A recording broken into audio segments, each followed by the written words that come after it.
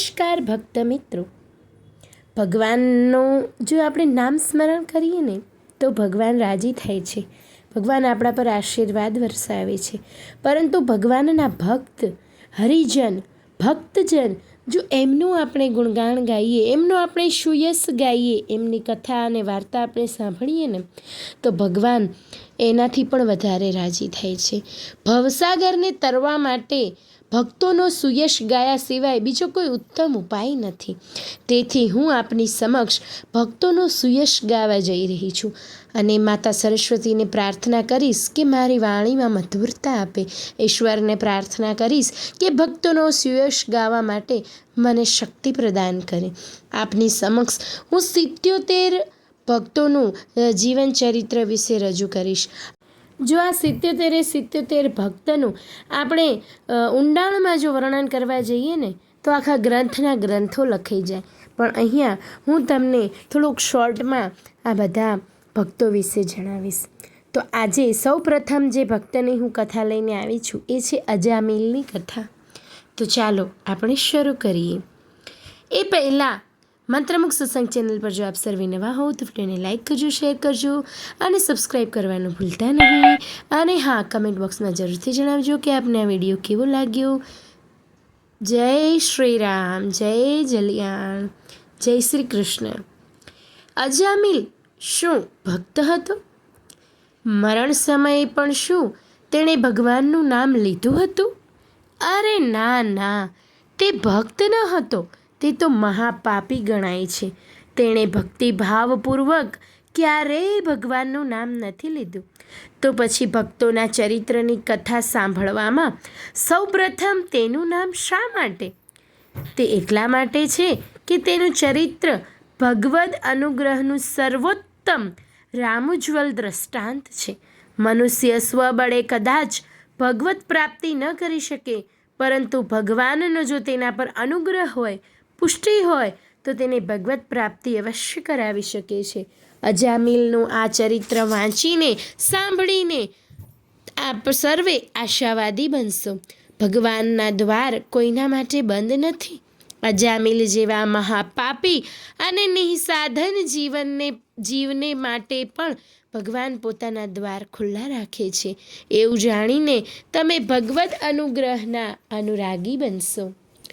કાન્યકુબ્જ નગરનો આ બ્રાહ્મણ પુત્ર પોતાની યુવાન અવસ્થામાં શાસ્ત્રોક્ત કર્મો કરતો એક ઉત્તમ કર્મકાંડી તરીકેનું જીવન જીવતો હતો. પરંતુ પછી અચાનક જ તેનું પતન થયું. તે વનમાં સમીધ વીણવા ગયો. એક શૂદ્રને વેશ્યા સાથે રતિક્રીડા કરતો જોઈ તેનું પતન થયું. કામને વશ સૌ કોઈ હોય છે ભાઈ. મહર્ષિ સૌભરી નદીના જળમાં માછલાના કામ વિહારને જોઈ તપ ભૂલી નારીમાં મોહ્યા. ભગવાન વ્યાસના પિતા પરાશર મુનિ મત્સ્યગંધાને જોઈ ભાન ભૂલ્યા અને ધોળે દિવસે ઉઘાડી નાવમાં માછી કન્યા સાથે રતિક્રીડામાં રત બન્યા.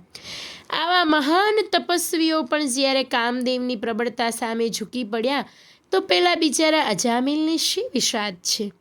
તેનું પતન થયું. અજામિલ પડ્યો તે પાપની ઊંડી ગર્તામાં જઈ પડ્યો. તેણે એક વેશ્યાને પોતાના ઘરમાં રાખી. તેની સાથે તે નિરંકુશપણે કામ વિહાર કરવા લાગ્યો. વ્યભિચાર બીજા ઘણા દુર્ગુણોને નોતરે છે. એ ન્યાયે ચોરી, અસત્ય કથન, હિંસા આદિ દુર્ગુણો તેને વળગી પડ્યા. તે મહાપાપી બન્યો. પરંતુ ભગવદ અનુગ્રહનું સ્વરૂપ સમજો. ભગવાને તેના ઉપર પહેલાં તો નિજ અનુગ્રહના છાંટડા છાંટ્યા. સંતો રૂપે ભગવાન તેને ઘરે ગયા. તેને ઘરે ભોજન કર્યું. પછી તેની પેલી વેશ્યા પત્નીને સગર્ભા જોઈને તેણે અજામિલને આદેશ આપ્યો કે તારે ઘરે જે પુત્ર પ્રસવે તેનું નામ નારાયણ રાખજે.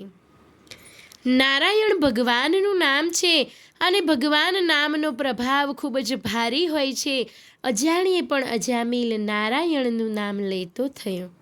પુત્ર પ્રત્યેના મોહને કારણે તે વારંવાર પોતાના પુત્ર નારાયણને બૂમ પાડીને બોલાવતો હતો. આમ નારાયણનું નામ તેની જીભ ઉપર રમતું થઈ ગયું. પછી શું? પછી તેનું મૃત્યુ આવ્યું. સૌને આવે છે તેમ તેનું મૃત્યુ પણ આવ્યું.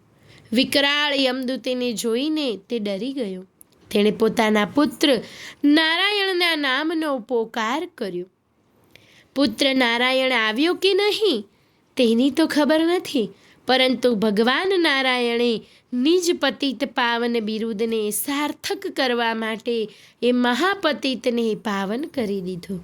ભગવાને પોતાના દૂતોને મોકલ્યા. વિષ્ણુ દૂતોએ યમદૂતોને ભગાડી મૂક્યા. અજામિલનો ઉદ્ધાર થયો, તે જીવી ગયો. પાપાચરણ છોડી તે ભક્ત રત બન્યો અને અંતે ભગવદ અનુગ્રહ પામી તે પ્રભુને પ્રાપ્ત થયો. સાવધાન પ્રિય ભક્તજનો, અજામિલની કથાનો મર્મ સમજો. સમજી લો કે ભગવાન તો પતિત પાવન છે. જાણી અજાણી પણ ભગવાન નામ લેવાઈ જશે તો પણ ભગવાન તમારો સ્વીકાર કરશે. ભગવદ નામ સ્મરણના બળે તમે ભવસાગર તરી જશો. આ ભાવ તમારા મનમાં દ્રઢતાપૂર્વક સ્થિર થાય એટલા માટે તમે રોજ અજામિલની કથા સાંભળજો અને ભગવદ અનુગ્રહના સ્વરૂપને સમજવાનો પ્રયત્ન કરજો. બોલો શ્રી કૃષ્ણ કનૈયા લાલ કી જય.